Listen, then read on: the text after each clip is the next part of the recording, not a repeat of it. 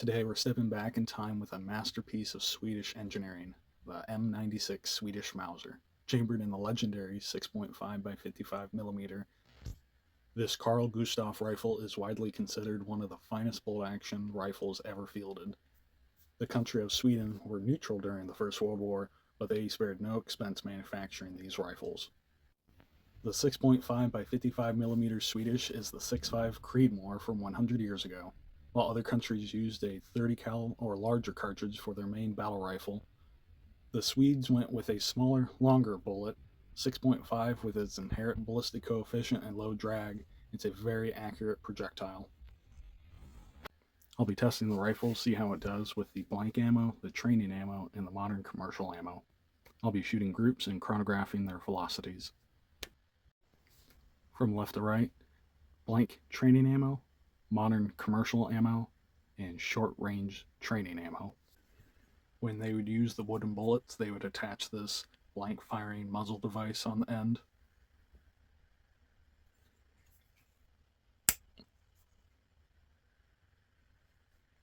These rifles would come out of the factory with a threaded barrel, which is very uncommon for military rifles.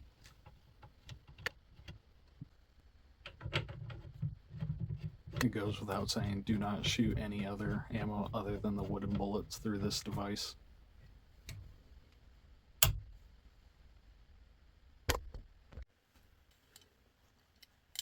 This came with the rifle. It is a brass catcher.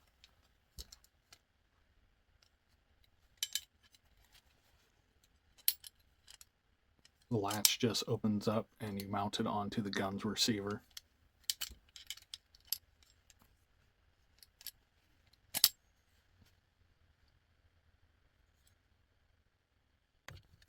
This accessory is also pretty uncommon for military rifles.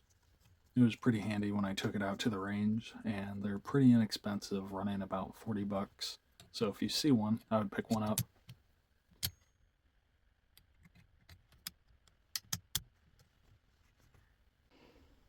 This rifle was built in 1915. This rear sight's lowest setting is 300 meters, so I'll be needing to aim low if it's within 300 meters. Even with the 6.5, 2,000 meters is pretty optimistic with iron sights.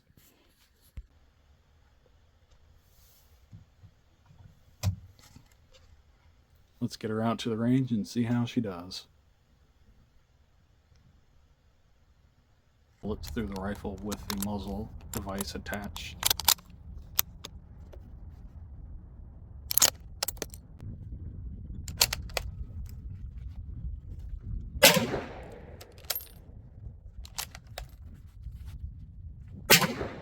After a few shots, it smells like you're standing next to a campfire.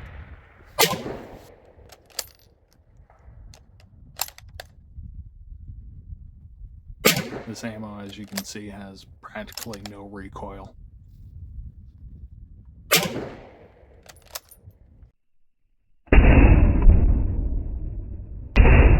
lot of that blast is vaporized wood.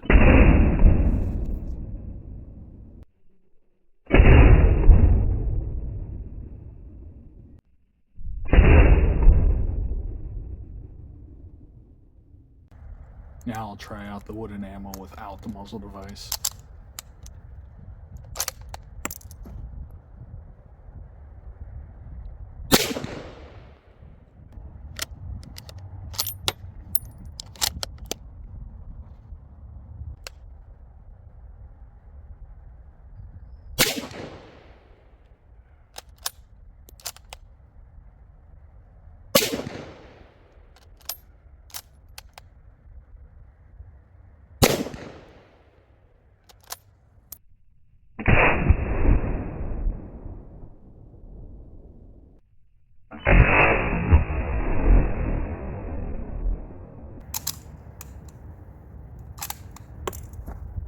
As you can see, these bullets weren't made to be just fired out of a rifle.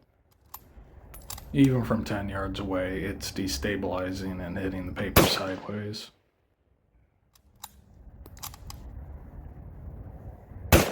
These next few shots, I'm only 5 yards away.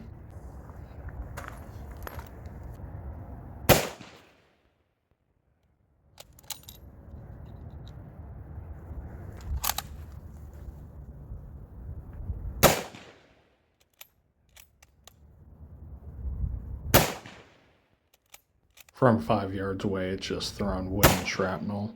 Here's some that I picked up off the ground. Some pieces of the wood bullets.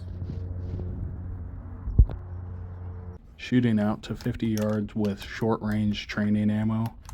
6.5 Mauser with an 8-grain steel jacket wood core bullet.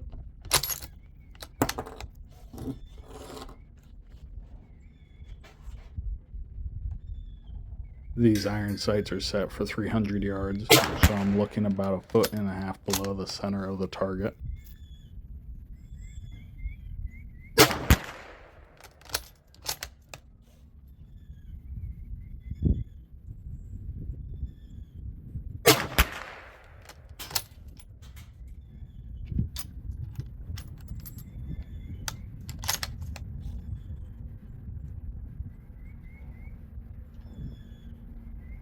With the weight of the rifle and the lack of recoil, this would be a great rifle to get new shooters accustomed with firearms and marksmanship.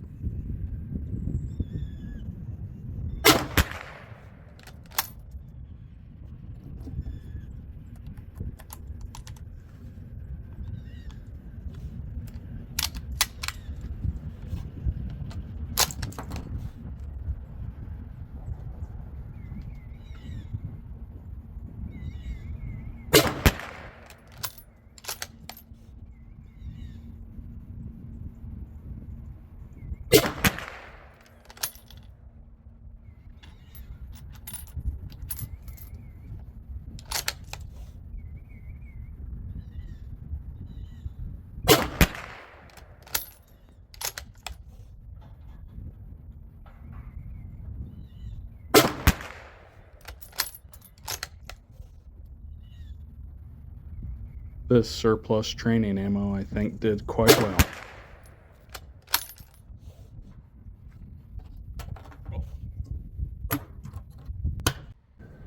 I'm going to shoot 10 shots at 100 yards using PPU 139 grain full metal jacket. Because the rifle is shooting high, I'll be aiming at the bottom target.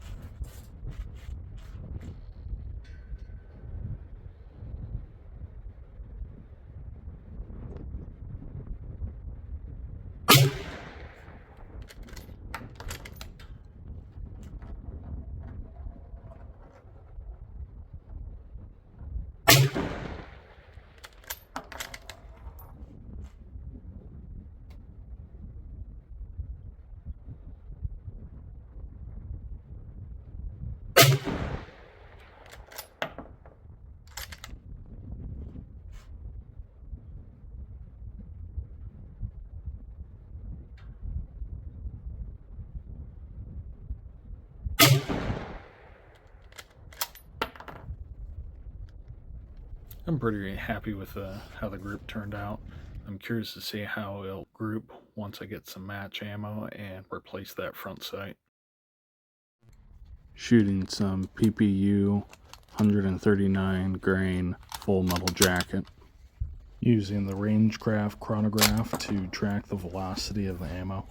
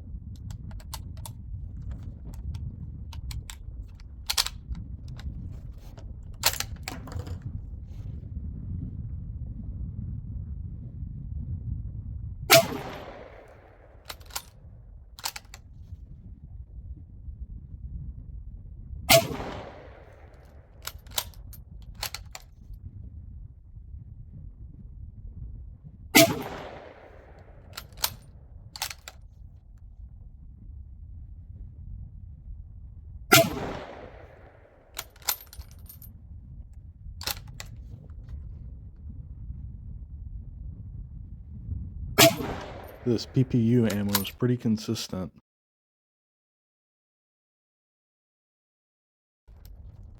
Shooting a 12-inch steel target at 100 yards using S&B 139 grain full metal jacket. I'll be aiming just below the plate.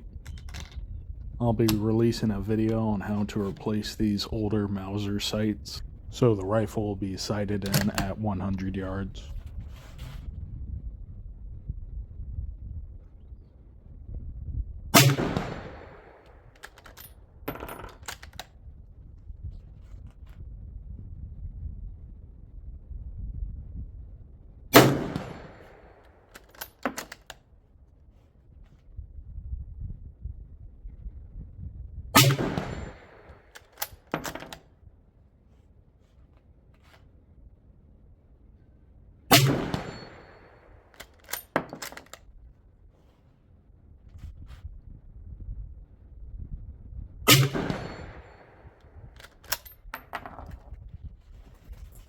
Running the S&B ammo through a chronograph.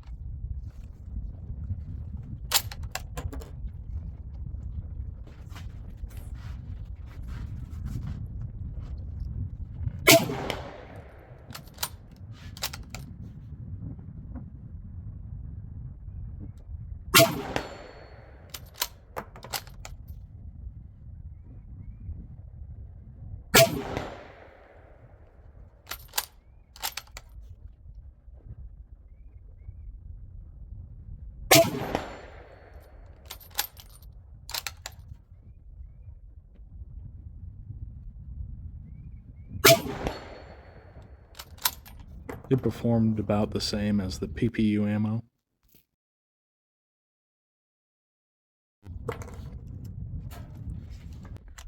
Now I'm just having fun throwing lead downrange.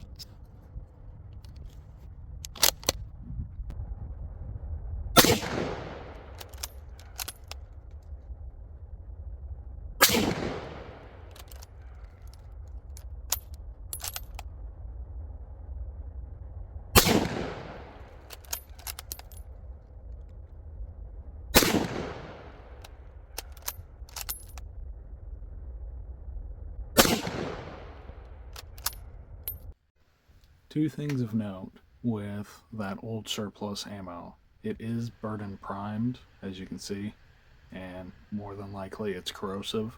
So you're definitely going to want to have some ballistol to clean up that corrosive salt deposits in the barrel. The other thing to be aware of is the cleaning rod is too short. It needs an extra part if you want to go and use that to go and clean the barrel.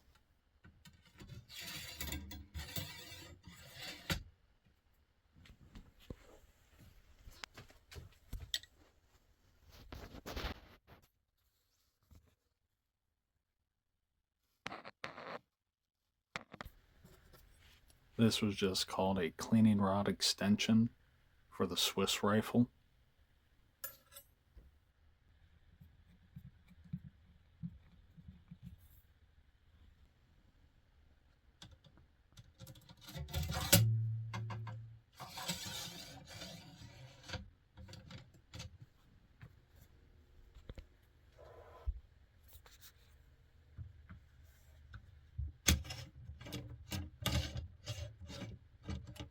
So after spending a good bit of time behind the trigger, what are my final thoughts on the M96 Swedish Mauser?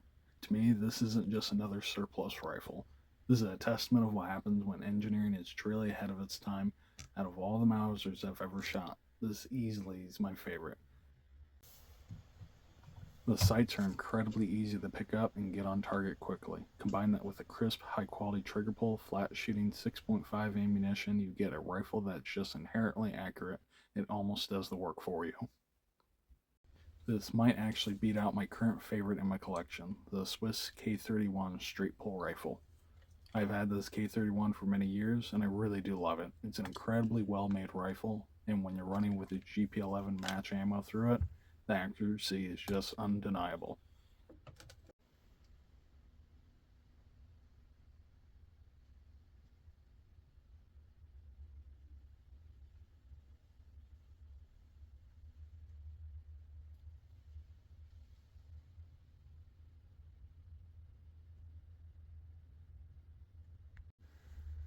But comparing the two, the M96 brings something different to the table, specifically that cock-on close action.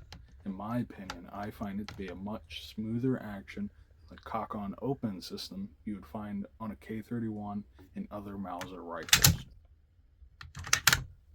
So was this a good purchase? Hands down, yes. This is a fantastic rifle. I'm definitely going to be doing a lot more shooting with it.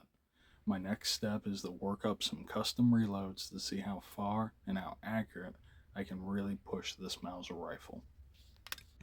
If you can find one of these for a reasonable price, I highly recommend picking one up, or even two if the opportunity arises. They just don't make them like they used to anymore. I have one more chapter coming up where I'll do a deep dive into the ammunition, but before we get to that, I just want to say if you're still watching this far, I truly appreciate your time on my videos. It really means a lot.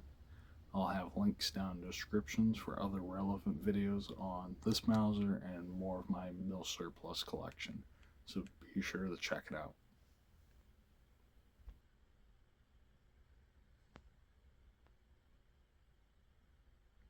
The wooden bullets would come in these 20 round red boxes.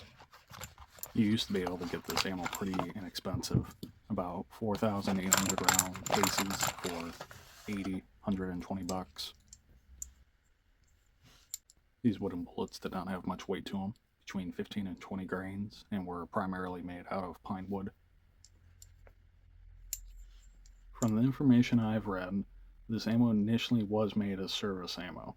They then took it, pulled out the bullet and powder, and replaced it with a faster burning powder and a wooden bullet.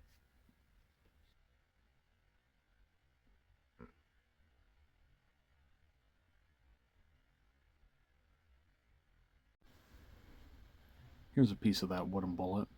You can see the middle of it is hollowed out.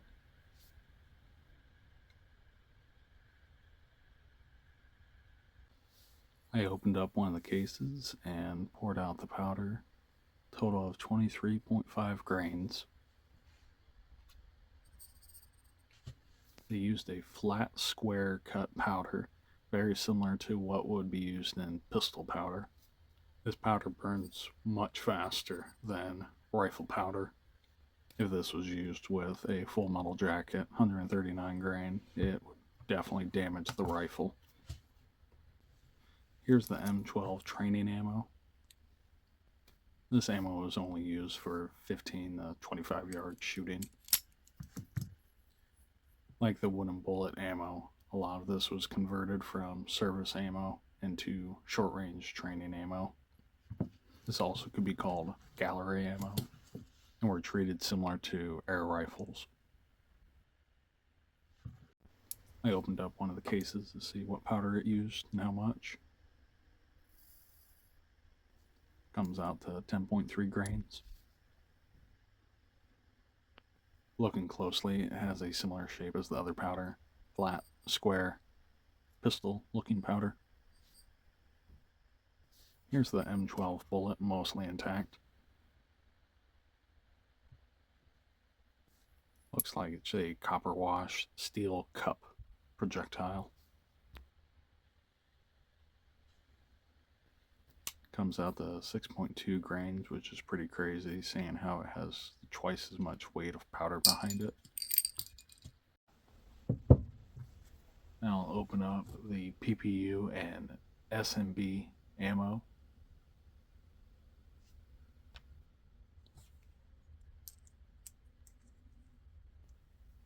You just slip this collar on and push it all the way up to the rim, just like that. Drop it in, and then screw on the cap, and then just slam it on your workbench.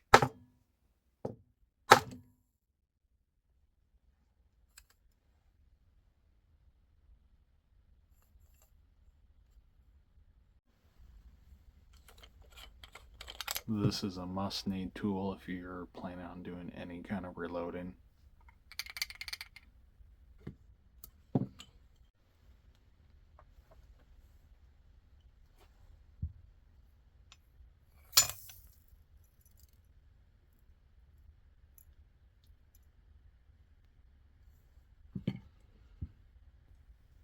This PPU has about 37.5 grains of powder, and you can see this powder is noticeably different from the other powder. This is more little sticks of powder. Now this is a SMB cartridge I took apart, and the powder is a little light color, 41.4 grains of powder. Other than the color, the SMB powder looks very similar to the PPU powder.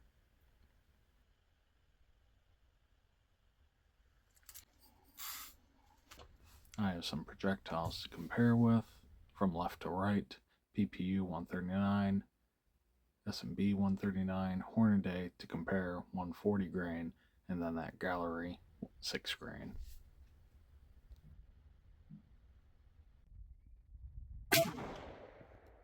Wow, you're still here? You must really like Swedish Mausers.